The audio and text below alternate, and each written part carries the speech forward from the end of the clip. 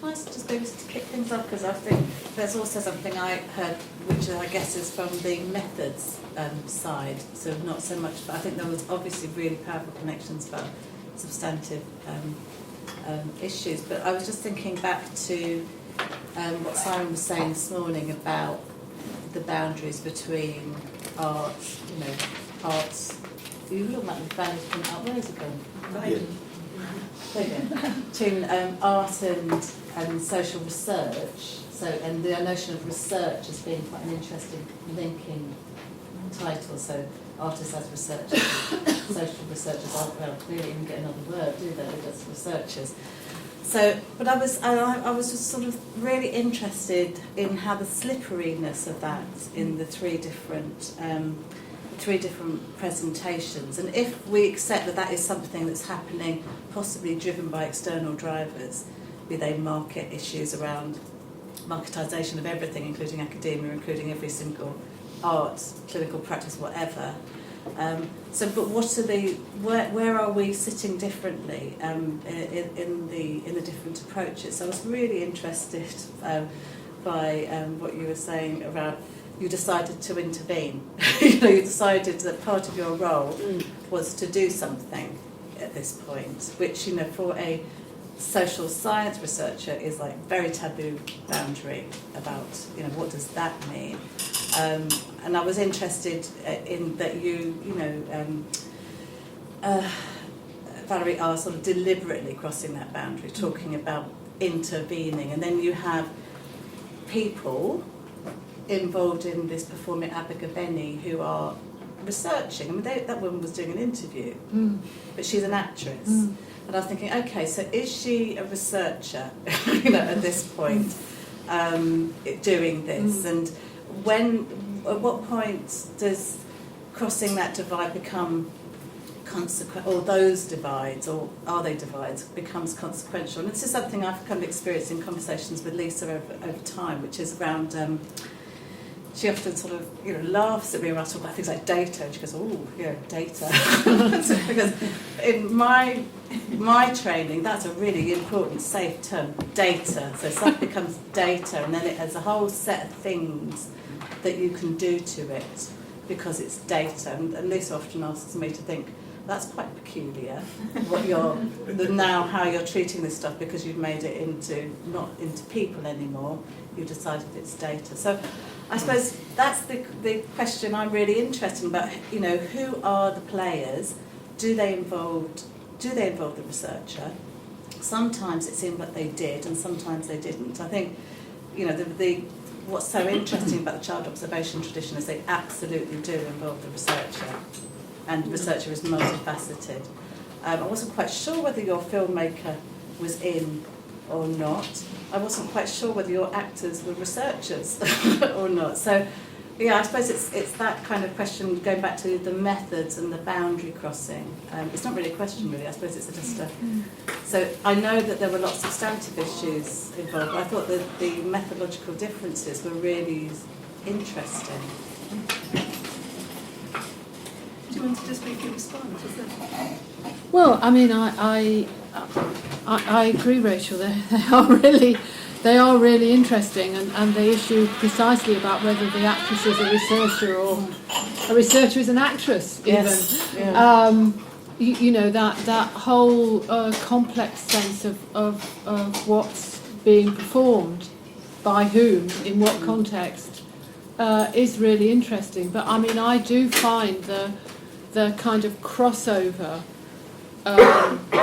between, arts-based research and social science research really exciting, actually. But it does, indeed, cross the very boundaries you're talking about, because what is data? I mean, when I pose as my grandmother, is that data?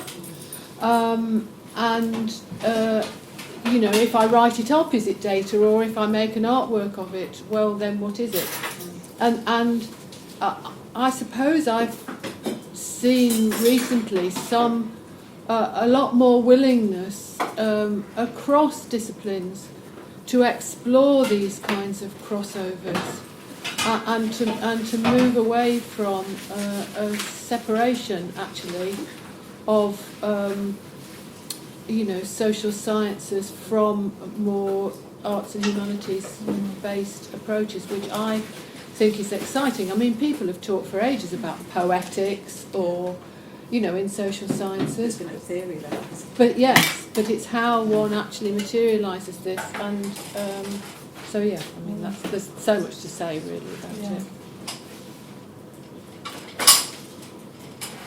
May I say a word? No, because I think it's quite a common point, and it has to do with the point of intervention. Is that I think that in our 3 projects, not only there is an intervention or participation of the researcher in the process, or of course you are from the beginning a participant. It was your grandma, but I think that all the interventions are processes are thought as process of elaboration, of working through losses, separation, and working through. So it's a kind of, and it's so much psychoanalytical in this way of thinking of modes of knowledge that are both research and intervention and transformation. So. And in this way, it has much to do with the longitudinal process, not only because it deals with generations, but also because it's the psychic time of elaborating those processes. But it does challenge what Rachel's saying about a kind of distance, or a kind of, a distance between the observer and the observed. I assume that's what you mean, in that sense that it shouldn't be an intervention. That intervention. It's more, in a sense, it's also this notion of living links that you brought up, that we actually just might be, as a researcher, you might be linking things as opposed to researching it. Yeah. You're never just observing it. It's a very different way of thinking about the role of the researcher, to be a living link between and to be observing and to creating knowledge. Who else wants to come?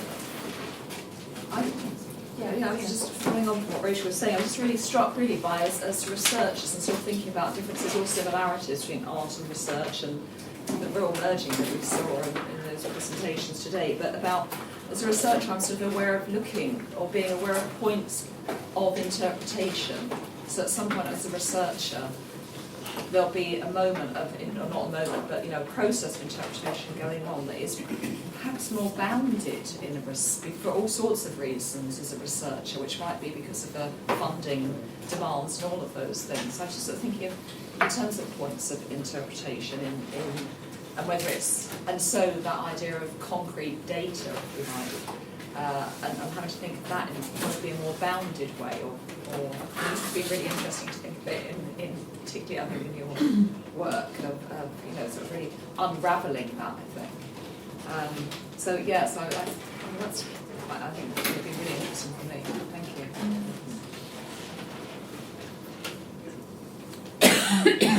Can I just respond to that? I mean, I think that sense that you're saying about unravelling, I suppose I feel that for whatever work we're making, we can think of so there's an end product. It might be a film, it might be an artwork, it might be a piece of writing, but some of the processes that one goes through are quite similar across these fields. So whether your end product is an artwork or an academic paper, nevertheless well, I keep going to here, they embodied an affective sense of how one copes with feeling, not knowing, working something out, associating are, I think, for me anyway, similar across those fields, and not actually different. The difference lies in what you do with those things. That's my feeling. I don't know whether you two agree with that. I suppose I was struck with it slightly in Jenifer's, because I was sort of wrote about, there were coexisting temporalities there between yours as a professional and yours as a researcher, and then the baby, and then who didn't have that impending sense, or in the same way as you did, and the foster mother in particular that we heard about, and so again, just struck by that. Yeah. Yeah, I think how these processes unravel in time is really fascinating. Yeah. It might be a bit of a common thread.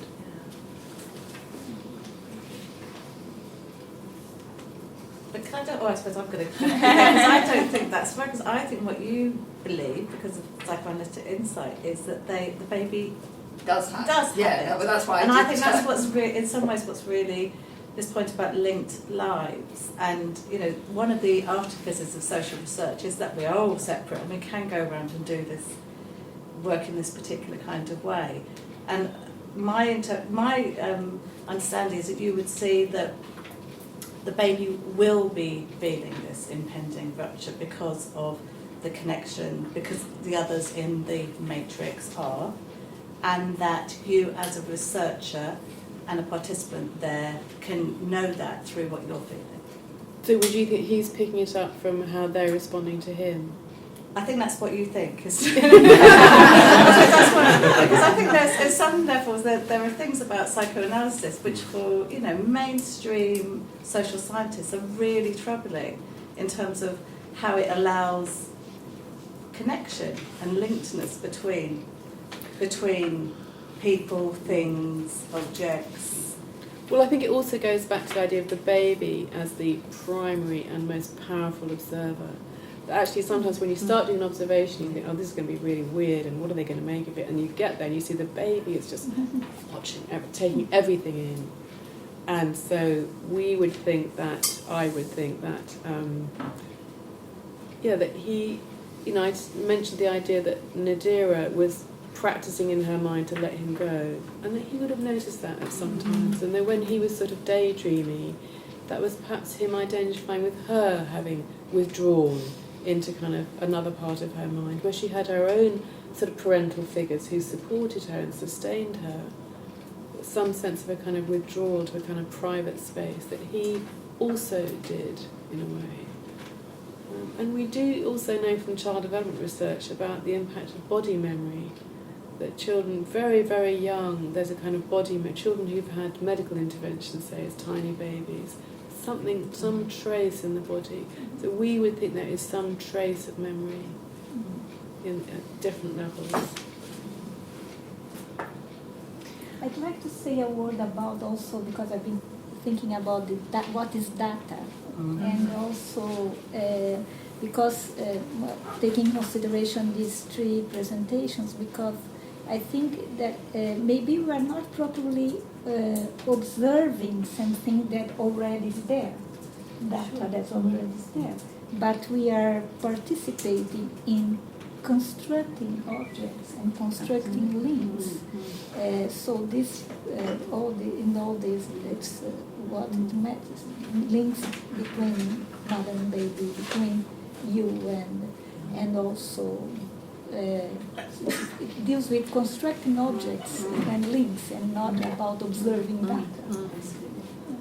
And I think that comes out very clearly in the sort of slightly nuanced roles that you have, or questions that you have when you instigate the research. So my understanding of the input observation type of research is that it doesn't go into the research situation with a set of questions.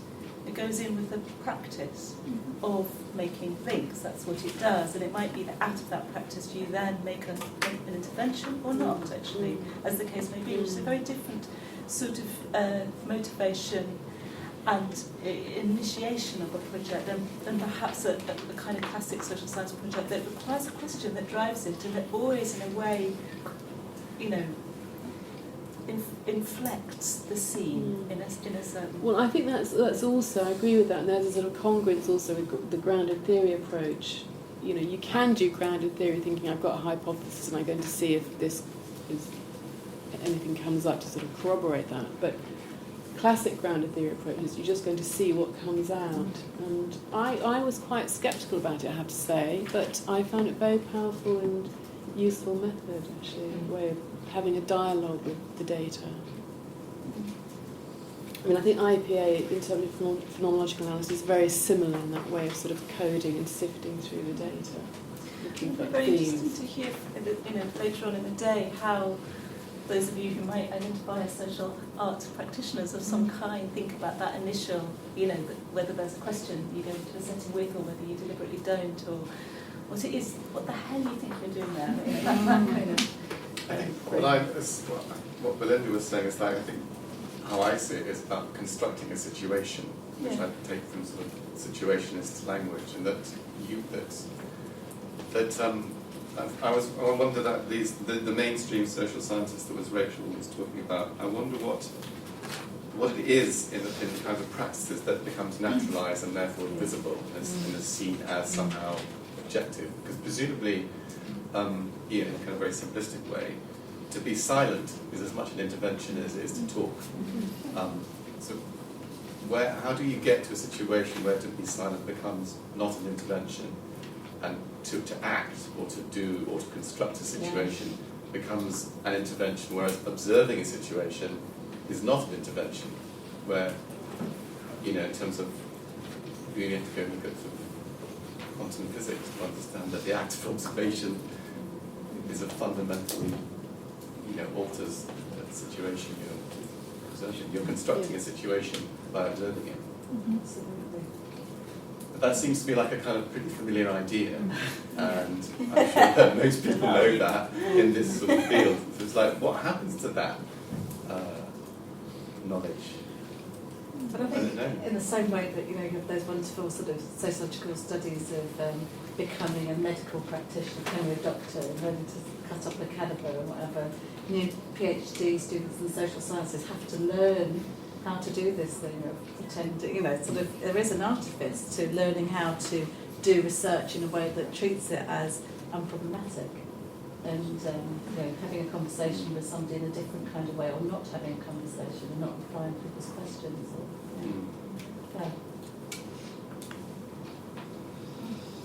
Sounds like psychoanalysis to me. Well, this is your point, isn't it, Valerie? It's like, actually, these are, how different ultimately. Working to different forms of authorisation. And I was just thinking then about this. This work Tenant by Grace Schwint, who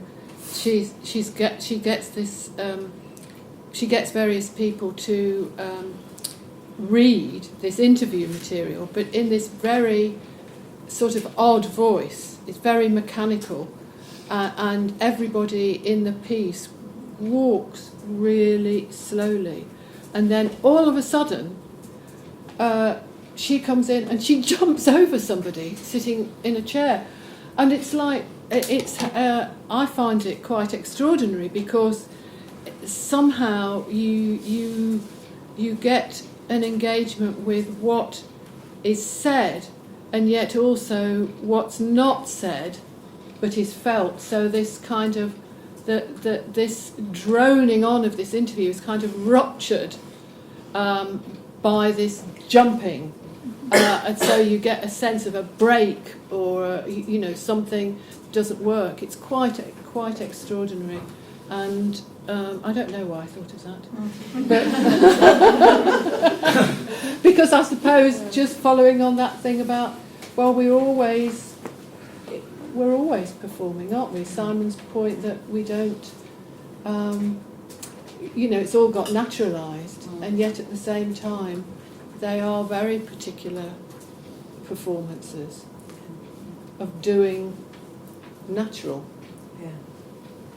Or unnatural. Or unnatural. Well, yes, but doing it as though it weren't natural, as though doing an interview, a narrative interview, was the most natural thing in the world, because you're just hearing somebody's story.